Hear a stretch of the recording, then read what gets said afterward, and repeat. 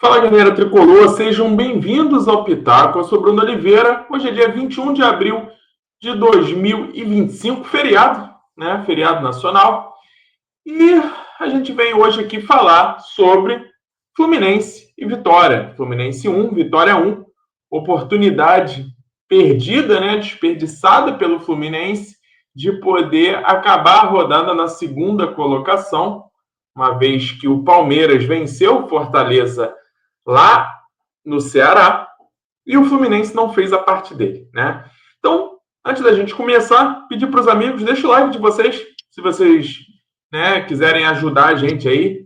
Tem algumas possibilidades, algumas maneiras de vocês ajudarem. A principal, deixando o like, né?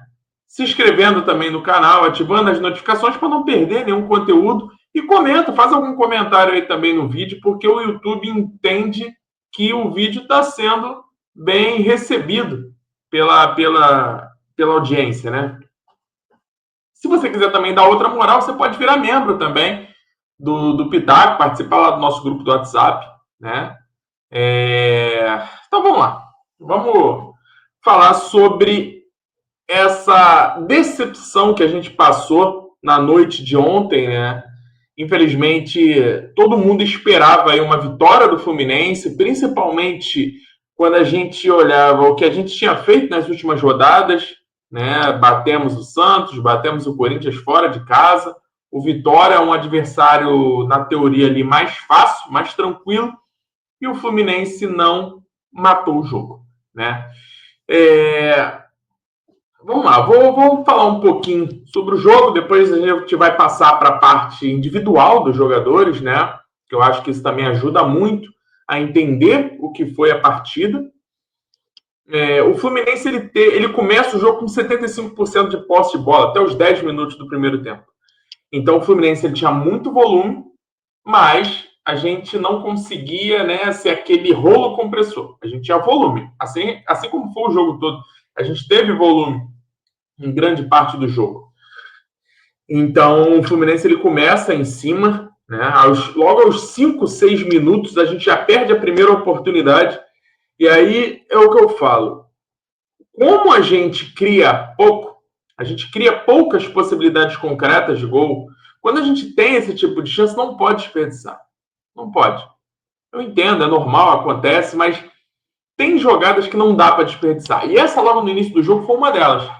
Né? O zagueiro do Vitória sai desesperado, bota a bola para lateral, o lateral é batido de maneira rápida e a bola chega até Cano, Germancano, praticamente ali na entrada da pequena área já, sozinho. Com isso, a gente olha para trás e vê o Ganso sozinho. Então a gente tinha naquele momento ali Germancano com a bola, o goleiro saindo nele e Paulo Henrique Ganso atrás. Era só rolar. Ele tinha duas possibilidades, né? Fazer um gol, que estava bem acessível ali, bem tranquilo, de frente para o goleiro, de frente para o gol aberto, ou rolar apenas para Paulo Henrique Ganso. E aí o Cano finaliza para fora, na rede pelo lado de fora. Então já era 1-0 que poderia ter sido aberto ali no início do jogo, que talvez faria um jogo completamente diferente, né? A gente tem outra oportunidade aos 9 minutos do primeiro tempo. Uma bola trabalhada pelo lado esquerdo. Aí a bola é rolada para a entrada da área pro Martinelli. Martinelli chegando ali no setor ofensivo, chegando para finalizar, que é algo que a gente cobra muito do Martinelli. O Martinelli chegando de frente, com possibilidade de finalização, ele finaliza. Tenta tirar, né? Tenta fazer aquela colher, botar no ângulo ali, mas erra o chute, a bola vai no meio do gol. O goleiro pega sem dificuldade, né? Depois, aos 12, para vocês verem, são 3 oportunidades em 12 minutos, né? Aos 12 minutos, a gente tem mais uma jogada igual a que foi do Martinelli, né? O Fluminense rodando a bola, tocando, e a bola sobra no Arias ali pelo lado direito, e ele finaliza de longe, a bola vai por cima, mas é mais uma finalização, né? O Fluminense que naquele momento ali, principalmente no primeiro tempo, o Fluminense marcava num 4-4-2. Marcava com a primeira linha de 4, a segunda linha de 4, composta ali por Arias, por Martinelli, por Hércules e por Canóbio. E na frente a gente tinha Germancano e Paulo Henrique Ganso. Né? Então, o Fluminense marcando num 4-4-2. A gente tem visto o Fluminense marcando de diferentes maneiras, né? Algumas vezes o Fluminense marcando com uma linha mais alta, outras apenas com um atacante lá na frente. Ontem a gente viu no 4-4-2, a gente já viu no 4-1-4-1. Então, o Fluminense ele tem mostrado um repertório na parte sem a bola, só que ainda não está sendo efetivo. A gente ainda não vê aquele Fluminense marcando uma pressão, por exemplo. O Fluminense ele tem marcado, ele até tenta sair, mas o Fluminense ele tem marcado numa linha ali mais baixa, né? Não com todo mundo dentro do campo de defesa, mas com uma linha um pouco mais recuada. A gente não marca na pressão para tentar roubar a bola do adversário lá na frente. Quando a gente tenta fazer isso, a gente faz de maneira equivocada. Então a gente dificilmente consegue sair de maneira coordenada, todos os jogadores, né? Então talvez até por isso mesmo que o Renato não tenha adaptado esse tipo de marcação para esse time do Fluminense. De repente ele entendeu que não seria uma boa, né? O Fluminense naquele momento ali, e acho que foi até o jogo todo, né? O Fluminense ele jogou única e exclusivamente pelo lado direito, tá? O lado esquerdo ele simplesmente inexiste. Com a saída do Fuentes, que fazia ali aquele corredor, fazia profundidade, ele dava a possibilidade do Canóbio fazer a diagonal, entrar como segundo atacante, se movimentar. O René ele não tem essa característica. O René ele é um jogador que ele joga um pouquinho mais na parte defensiva, um pouquinho mais recuado ali, não ataca tanto, não sobe tanto quanto o Fuentes, né? Não sobe quase nada comparado ao Fuentes. E isso não é um demérito do René, tá? É uma característica do jogador. Então, eu acho que quem tem que conseguir encaixar isso é quem escala. Né? Não dá para chegar e botar a culpa no René, porque ele não vai na linha de fundo. O tipo do jogador, ele é esse tipo de jogador. Então, cabe ao treinador. Ou você aprende a jogar com o René dessa maneira, ou então você troca e tenta um outro nome. Né? Então, eu acho que eu nem vou culpar o René por ele não conseguir fazer a parte ofensiva de uma maneira parecida com o que o Fuentes fazia. E aí, o Canóbio, ele perde um pouco daquela função ofensiva. A partir do momento que o Fuentes sai, o René assume, o Canóbio ele passa a servir muito mais na parte defensiva do que na parte ofensiva do jogo. Porque na parte ofensiva, ele sozinho, ele não é um jogador com características agudas, como, por exemplo, o X1, ele não tem a velocidade, ele não tem a finalização, ele não tem. Ele é um jogador voluntarioso, é um jogador que vai brigar ali pelo time, é um jogador tático, um jogador de pulmão. E isso faz com que os treinadores gostem do Canóbio. A torcida, nem tanto. Mas os treinadores amam esse tipo de jogador, que é um jogador que ele vai correr pra caramba, vai se dedicar sem reclamar. Né? Continuando ainda sobre o primeiro tempo, aos 29, a gente tem outra chance. Né? O Martinelli, né? O Martinelli dá uma bola em diagonal rasteira linda para o Samuel Xavier. O Samuel Xavier ele faz o cruzamento, o zagueiro tira e a bola sobra para a área, sozinho, mais ou menos ali no bico da grande área, só que dentro da área, né? Ele finaliza forte e o goleiro Lucas Arcanjo, que inclusive quase veio para o Fluminense no início da temporada, né? Faz uma boa defesa. Então, mais uma finalização, dessa vez no gol. A primeira não, a do Martinelli também foi no gol, foi fraquinha, mas foi no gol. A segunda finalização no gol do Fluminense, isso aos 29 minutos. E aos 40 sai o gol. Uma jogada linda pelo lado direito. Né? Uma jogada que aconteceu o jogo todo. O Samuel Xavier ele ganhou um protagonismo com o Renato. Porque ele passou a ter mais liberdade para atacar. A todo momento ele chega. Ele tem parecido muito aquele Samuel Xavier nos seus tempos áureos de Fernando Diniz. Né? Ele está conseguindo se destacar lá na frente. Está chegando, está jogando, está com confiança.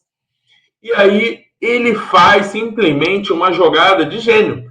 Uma tabela com o John Arias dá nele, né? O John Arias ali mais ou menos no bico da grande área, pelo lado direito, dá nele, né? E recebe um passe de letra.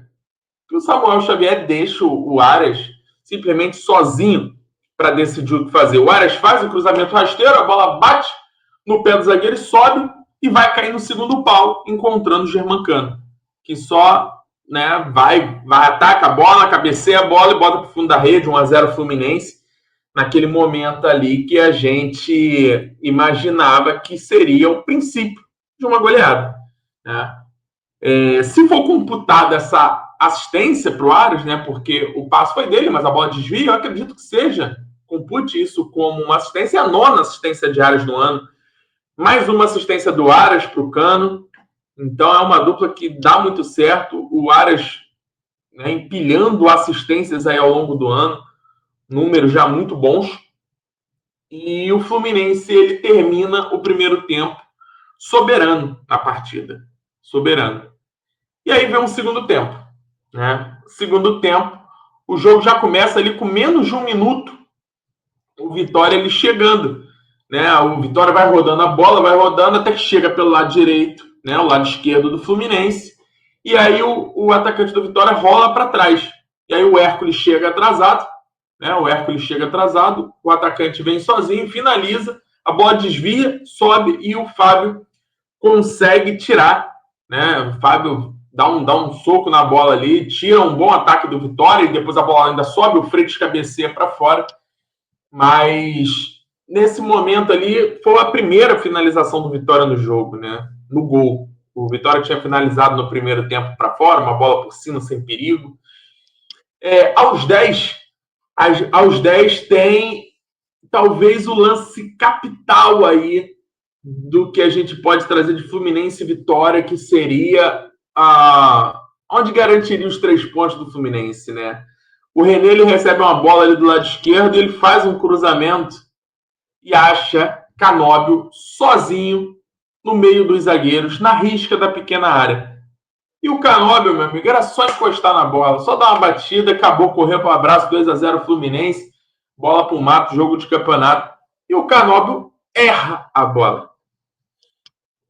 E aí foi um lance que, pelo menos da minha parte, me gerou assim uma ira grande, né, naquele momento ali, muitos xingamentos, porque era um gol que não poderia ter sido perdido. E aí o Canóbio falha nessa finalização, né? Aos 15, a gente tem um lance do Vitória, que vai parecer muito com o lance do gol, né? Só que pelo lado esquerdo, o Gustavo Mosquito, ele vai simplesmente em diagonal fazendo fila na defesa do Fluminense. Ele passa pelo Martinelli, pelo Aras, aí depois ele passa no meio ali, na hora da finalização dele, tem o Hércules e o se não me engano, o Samuel Xavier, e ninguém encosta no Mosquito. Ele consegue ganhar espaço em 4 jogadores do Fluminense e ninguém encosta no Mosquito. E aí a sorte que a finalização vai fraco, o Fábio defende. Aos 22, mais um lance do Fluminense, tem uma arrancada do Hércules, né, uma puxada de contra-ataque. Ele dá no Aras, do lado direito, e o Aras centraliza para Germancano, um pouquinho afastado da grande área. O Cano finaliza de longe e a bola vai no meio. O goleiro Lucas Arcanjo defende. Aos 27, mais uma jogada do Fluminense.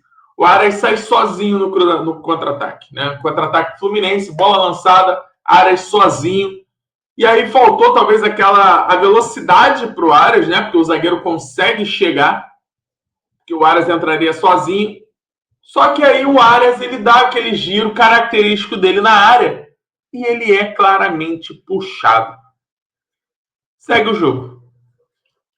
E aí, meus amigos, eu não gosto muito de falar de arbitragem, né, cara?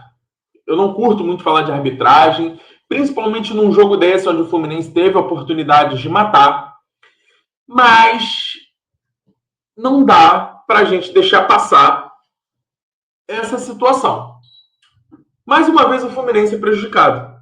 O árbitro dessa vez, Matheus Candançan, mesmo árbitro que ano passado no Fluminense 2, Grêmio 2, no Maracanã, no Campeonato Brasileiro, foi o árbitro que deu 5 cartões amarelos para jogadores pendurados no Fluminense, expulsou o Felipe Melo lá de fora, né? Então suspendeu 5 jogadores para o jogo contra o Internacional. Tá certo que uma parte dos jogadores ali foi forçada, né? Acho que só um cartão que não foi forçado, mas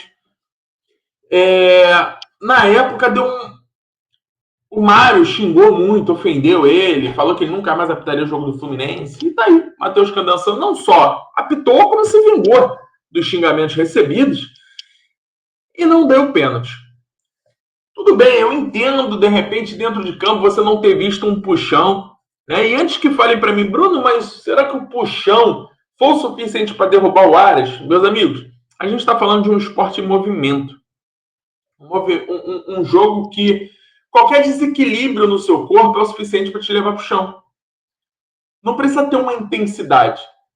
Às vezes, uma beliscadinha ali tira o teu equilíbrio.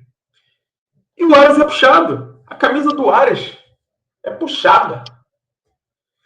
E não só o juiz não marcou, como não teve uma consulta ao VAR. E isso, para mim, é o mais inacreditável. Porque se você tem uma jogada de pênalti, né, que deveria ser analisada pelo VAR, o árbitro não dá em campo e você não chama, amigo, quem está decidindo o que está acontecendo é o árbitro do VAR, não o juiz de campo. O VAR, ele vem justamente para corrigir esses equívocos. Jogadas que o juiz talvez não tenha o melhor ângulo, não tenha pego um detalhe.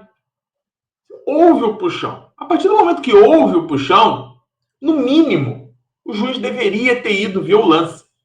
E aí, se ele entendesse que não foi suficiente para derrubar o Aras, ok. É interpretativo, é decisão do árbitro. Mas não foi isso que a gente viu. E aí a gente não é papo de perdedor, né? Não é querendo inventar desculpas, mas sistematicamente o Fluminense é prejudicado pela arbitragem. Então eu sempre tento evitar de falar sobre isso, mas é muito difícil, é cansativo. É cansativo. Era uma situação, mais uma vez, assim como o gol perdido para o Canóbio, era um lance ali com a probabilidade do Fluminense chegar ao 2-0. E isso a gente está falando com 27 minutos, faltaria 20 minutos de jogo, 18 mais acréscimos. E simplesmente nada acontece. Né? A gente já viu, nesse próprio Campeonato Brasileiro, pênaltis muito descaradamente forjados ali, que foram marcados. E ontem a gente viu esse absurdo. Aí o que vai acontecer? De repente, o árbitro vai ser suspenso aí 2, 3 rodadas e nada muda. E nada acontece. Nada acontece. O VAR no Brasil, que deveria ser um mecanismo para poder melhorar a arbitragem, está cada vez levando a arbitragem mais para o buraco. Porque não é mais o juiz de campo que decide. É o cara que está lá em cima. E na maioria das vezes, esse cara que está lá em cima, ele não é capacitado. É um cara ruim, é um cara fraco, é um cara do segundo, terceiro escalão de arbitragem no Brasil. É um cara que não é árbitro de campo. E aí você tem 5 malandros lá, 4 malandros dentro de uma sala, com milhões de monitores, com milhões de câmeras. E os caras são incapazes de verem o óbvio. É difícil. Aí fica difícil, meus amigos. Mas, saindo da polêmica da arbitragem, né? Aos 31 minutos, mais uma chance do Fluminense. Escanteio batido pelo Aras. O Inácio sobe sozinho, cabeceia para baixo. Só que aí cabeceia muito para baixo, né? A bola muito antes do goleiro, então ela sobe, o goleiro pega, tranquilo. Aos 36, mais uma jogada do Fluminense, um contra-ataque. Muito bonito do Fluminense ali pelo lado esquerdo. Serna dá no Aras. O Aras dá no Bernal, na entrada da área, e o Bernal bate firme. Porra, e a bola passa muito perto da trave do goleiro, né? Esse gol do Bernal tá encruado. O Bernal finaliza muito bem, mas não consegue acertar o gol. A bola sempre passa perto. Esse gol tá amadurecendo, mas não foi dessa vez, né? E aí, aos 44, o Vitória empata. Um lance ali que... Uma bola ali pelo lado direito. O jogador do Vitória simplesmente gira em cima do Serna, passa pelo Nonato, passa pelo Thiago Santos, a bola passa no meio das pernas do Thiago Santos, né? No que o Serna tenta recuperar, ele dá um biquinho, a bola passa no meio das pernas do Thiago Santos, o cara passa no meio de 3 jogadores do Fluminense e ninguém faz nada. Aos 44 do segundo tempo, ninguém faz uma falta para parar a jogada. E aí, nisso, quando acontece essa situação, aí o setor defensivo já era. Né? Porque o René sai na jogada e abre o lado direito.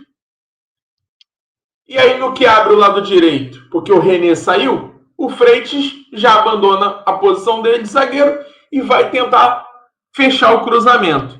E aí o cruzamento sai, o jogador que recebe ele no mano a mano com o zagueiro só apara para trás, e aí tem um clarão.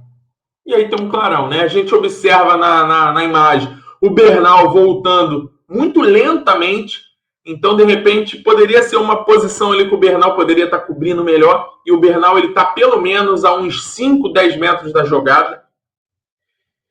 Mas não estou falando que a culpa é do Bernal, estou mostrando o quanto o simples fato de você não ter parado a jogada desequilibrou todo o seu time. E você sofre o gol de empate aos 44 do segundo tempo. Ano passado, para quem não lembra, o Fluminense perdeu para o Vitória numa jogada muito parecida, no mesmo tempo de jogo. Aos 44 do segundo tempo, tem uma jogada que o jogador do Vitória dribla, passa por 3, 4 jogadores do Fluminense e ninguém faz a falta. E aí ele abre na direita, o cara finaliza 1-0 Vitória, 3 pontos para o Vitória ano passado. E a mesma coisa, no mesmo tempo, 44 minutos. Mais uma vez, o Fluminense não mata a jogada, gol do Vitória. Só que dessa vez 1-1, né? Um resultado amargo para o Fluminense. O Fluminense não merecia, mas ao mesmo tempo, o Fluminense buscou esse empate, né? O Fluminense o Fluminense permitiu que o Vitória buscasse esse empate, porque a gente não matou o jogo e oportunidade não faltou. E o Renato, ele chama o Vitória para dentro do seu campo, com muitas substituições ali, trazendo o time para trás. O Thiago Santos entra no lugar do Martinelli, que pediu para sair, né? Segundo o Renato, ele pediu para sair. Mais uma vez, o Martinelli pedindo para sair por cansaço. Então ele tira isso já marca para o final do jogo, tá? O Martinelli sai e entra o Thiago Santos. E aí uma das justificativas do Renato é para elevar a estatura do time. Para que você vai elevar a estatura do time se ao invés então do Thiago Santos estar na área, o Thiago Santos está lá na intermediária dando bote errado no atacante? Não está parando a jogada. Aí não adianta de nada. Para você ter o Thiago Santos de volante, que a gente sabe que ele é um bonde de volante, não adianta nada. Nem estou falando também que a culpa seja do Thiago Santos, tá? Até porque eu acho que o erro dele foi não ter parado a jogada. Assim como o Serna teve a possibilidade, o Nonato teve a possibilidade e ninguém parou. O Mano, ele coloca... O Renato, ele coloca o Nonato no lugar do Ganso. Era uma alteração até esperada. Ou seja, recua um pouco mais. Ganso, que participou praticamente de todas as jogadas do Fluminense, né? Preparando, clareando a jogada. A jogada final, a parte da finalização da jogada, passou todas elas pelo Ares. Mas o início da jogada sempre começando com o Paulo Henrique Ganso. Um jogo muito bom de Paulo Henrique Ganso, mesmo voltando agora, com pouco ritmo de jogo, mostrando porque é um dos últimos camisa 10 ainda do Brasil, né? Achando passes ali que só ele acharia, fazendo o time jogar. Então o Nonato entra no lugar do Ganso. A gente tem a substituição do Bernal no Hércules, que também é uma substituição comum do Renato. O Hércules também, que não vinha mal. E aí entra o Bernal. A gente tem o Everaldo entrando no lugar do Cano e o Serna entrando no lugar do Canóbio. Foram as substituições do jogo, né? A gente vê, por exemplo, o Keno, que vinha entrando bem no segundo tempo, não entrou. O Fluminense poderia ter buscado investir mais nos contra-ataques, né? Porque o Vitória precisava se lançar e se lançou à frente. E o Fluminense poderia ter matado nos contra-ataques e a gente não conseguiu aproveitar os poucos que tivemos. E aí, de repente, pode ter sido equivocada a entrada do Everaldo. Poderia ter vindo com mais um jogador rápido para explorar esse contra-ataque. E aí, de repente, vir com o Keno. Poderia ter vindo com o Keno ali do lado esquerdo, jogado o Serna para a direita e puxado o Aras um pouco mais para o meio. e aí você teria o contra-ataque dos 3 lados do campo, né? Nos 3 setores do campo. E o Everaldo pouco tocou na bola, né? Que já não era o momento ali, não ia conseguir, não é um jogador que vai conseguir prender aquela bola. E o Ganso, quando não está em campo, a bola simplesmente ela não para no ataque. Porque não tem mais ninguém para dar cadência no jogo. E aí, finaliza o jogo, 1-1, né? Uma pena. O Fluminense poderia estar ainda a 12 pontos, vai a 10, fica na terceira colocação do campeonato, atrás ainda de Palmeiras e Flamengo. É difícil, né? É difícil falar, porque a gente consegue a façanha de ir em São Paulo ganhar do Corinthians, e aí vai jogar em casa contra o Vitória, e a gente não consegue. São sempre os times menores, uma pedra no sapato do Fluminense. Isso é histórico. Isso é histórico. Então, mais uma vez, né? O Vitória, que ano passado a gente perdeu as 2 do Vitória, já começa empatando com eles. Tomara que o Renato consiga acertar esses detalhes, né? Porque o Fluminense ele não fez um mau jogo, não. Ele fez um bom jogo. Ele teve erros capitais, mas ele fez um bom jogo. Se a gente tivesse que falar de justiça, né? É algo que eu sempre falo aqui, justiça no futebol não tem, mas se a gente tivesse que falar de justiça, o Fluminense mereceria ter ganhado o jogo. Mas o que vale é bola na rede, o que vale é o resultado final, e o resultado final 1-1. E mais uma decepção, o Fluminense foi vaiado, e aí depois, a partir do momento que teve a vaia, né? E veio a galera aplaudindo, abafando. Acho errado isso. Acho que quem quer vaiar, vaia. Quem quer aplaudir, aplaude. Mas eu acho que não era um jogo nem para ter vaia e nem para ter aplauso. Porque não mereceu o aplauso, porque não ganhou. E a gente não empatou com um Flamengo, com um Palmeiras, com um time grande. A gente empatou com o Vitória, pô. Com todo respeito ao Vitória. Mas o Vitória não vai brigar por nada no campeonato. Talvez vai brigar pela mesma coisa que a gente. E o Fluminense em casa ele não poderia ter deixado escapar, né? Mas já foi. Agora, próximo jogo do Brasileiro contra o Botafogo, sábado que vem, 21 horas. Um jogo que um adversário que a gente não ganha 7 jogos, se eu não me engano. Não ganha não, né? Que a gente é derrotado a 7 jogos, são 7 derrotas seguidas. No meio da semana a gente pega a União Espanhola, lá no Chile, pela Sul-Americana. Um jogo, uma possibilidade boa de dar moral para a galera de novo, porque é um jogo bem tranquilo. E é isso. Infelizmente, né? Infelizmente, assim fechamos Fluminense Vitória. Falando agora sobre os jogadores, né? Vou tentar ser um pouquinho rápido aqui, porque já tem 28 minutos de vídeo. E eu tô geralmente fazendo esse vídeo entre 30 e 35 minutos. Vou passar um pouquinho hoje. Vamos lá. Começando pelo Fábio. O Fábio fez uma defesa no jogo. Não teve culpa no gol. Né? Não tocou na bola o Fábio praticamente. Então, pela defesa, né? Por uma nota 6 pro Fábio. Não tem como dar uma nota mais alta, porque não participou. Não participou. Samuel Xavier fez um jogo seguro pelo seu lado, pelo lado direito. Fez a pré-assistência do gol. Vou dar uma nota 7,5 para o Samuel Xavier. Foi muito bem, se entendeu muito bem com o Arias ali pelo lado direito. Né? A dupla de zaga, cara, a dupla de zaga foi bem mais uma vez. Ignacio e Freitas ganharam todas pelo alto. O Freitas fez um desarme bonito no segundo tempo, numa que o jogador do Vitória ele sai em velocidade, o Freitas consegue disparar e trava ele no melhor estilo Nino, nos seus melhores momentos, né? O Ignacio também discreto, mas se foi discreto é bom. Mas um ótimo jogo, mais um ótimo jogo da nossa dupla de zaga. E aí eu vou dar uma nota 7 para o Ignacio e uma nota 7,5 para o Freitas. Freitas crescendo muito de produção aí.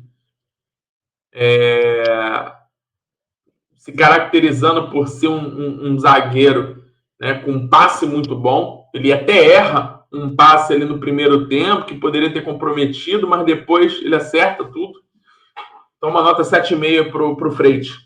Lateral esquerdo, René. Né? Não adianta, como eu falei, não adianta eu cobrar que o René seja aquele jogador que vai chegar lá na lateral toda hora na linha de fundo fazer um cruzamento, né, fazer uma infiltração. Não vai, porque o René não é esse tipo de jogador. Defensivamente, o René foi bem, que é o tipo de jogo dele, né? O René é um lateral defensivo e ele foi bem. Então, vou dar uma nota 6,5 para o René. Tá? Foi mais um jogo aí seguro do setor defensivo do Fluminense. Os meio-campistas ali, né? Martinelli e Hércules. Eu gostei muito do jogo dos dois. O Hércules jogando muitas das vezes, né? Na teoria, o Martinelli seria o primeiro volante, mas eles jogaram ali lado a lado, né? Aquele famoso triângulo que eu venho falando para vocês, né? Assim, Martinelli e Hércules e o Ganso na frente. Eles jogaram lado a lado, mas muitas das vezes o Martinelli o Hércules assumia aquela posição ali de receber a bola na frente dos zagueiros e o Martinelli estava um pouco mais avançado. E o Hércules ele conseguiu dar esse dinamismo. Ainda assim, ainda precisa muito se adaptar ao tipo de jogo do Fluminense, se adaptar a Paulo Henrique Ganso, que joga numa sintonia completamente diferente. Ele ainda precisa de entrosamento, mas a gente precisa lembrar que são 4 meses do cara no Fluminense. Ele está começando a ter uma sequência titular agora, então isso às vezes demora um pouquinho. É um jogador muito promissor. E ele consegue fazer muito bem essa transição defesa-ataque. É um jogador com muito pulmão, muito vigor físico ali, fez alguns bons desarmes. Eu acho que até ele falha ali numa jogada no início do segundo tempo, que ele chega atrasado e quase saiu o gol do Vitória. Então eu vou dar uma nota 6,5 para o Hércules. E o Martinelli jogou de uma maneira corajosa, né? Que é algo que a gente sempre cobra. Não se acovardar, não se limitar a tocar para o lado, passe para trás. E o Martinelli foi muito bem. O Martinelli a todo momento tentando passos verticais, né? Fazendo bem a parte defensiva, chegando na frente para finalizar. Uma pena ter cansado no final. Né? Então, se eu der uma nota 6,5 para o Hércules, eu acho que o Martinelli foi melhor do que ele. Eu vou dar uma nota 7 para o Martinelli. Um jogo muito bacana do Martinelli. Paulo Henrique Ganso. Paulo Henrique Ganso, como eu falei, né? Maestro, cérebro desse time. Toda jogada começa por ele. Quando o jogo está difícil, a bola vai nele, ele abre o campo. Ele libera quem está em volta dele para poder jogar. Ele deixa seus companheiros sempre livres com a bola. Então, o Paulo Henrique Ganso foi um dos melhores para mim em campo. Eu vou dar uma nota aí 7,5 para Paulo Henrique Ganso. Foi muito bem. Outro também, que é uma pena ter saído cedo, né? Canóbio destoou totalmente. Além de ter ido muito mal, o Canóbio ainda perdeu um gol que foi decisivo. Então, mais uma vez, Canóbio sendo aí um ponto fraco do nosso time, né? Nota 4 para Canóbio, o pior em campo, para mim, disparado. John Arias, meu amigo, todas as jogadas passam por ele, é o melhor jogador do Fluminense, ganhando, perdendo ou empatando. Não tem como. O colombiano joga demais. Vou dar uma nota 8 para John Arias. E Germancano teve 2 participações no jogo. Teve logo no início do jogo, onde ele perde um gol que não poderia ter perdido. E ele aparece para fazer o gol depois. Né? Então, é o terceiro gol de Germancano aí contra times de Série A no ano. Bruno, mas ele não jogou nada, ele não apareceu, ele errou muito passe. Mas o papel de Germancano é fazer gol. Então, se ele não aparecer, se ele não jogar, mas se ele fizer gol, ele fez o papel dele. Então, eu vou com a nota 6,5 para Germancano. Né? Dos reservas, acho que o Thiago Santos joga pouco, mas participa ali do gol sofrido, né? Então, por não ter feito a falta, uma nota 4 ali para o Thiago Santos. O Serna, ele entra para dar um pouco mais de velocidade, para ajudar na puxada de contra-ataque no lugar do Canóbio. Não consegue. Eu acho que ele até joga um pouco mais, mas não consegue fazer o que se esperava do Serna. Vai uma nota 4 também, porque também participa ali do gol. Também seria um jogador que ele deveria ter matado a jogada logo no primeiro giro do atacante do Vitória, e ele não mata. Nonato não entrou bem dessa vez. Pouco se falou do Nonato. Também participa do gol do empate do Vitória. Nota 4 também para Nonato. Bernal quase faz um gol.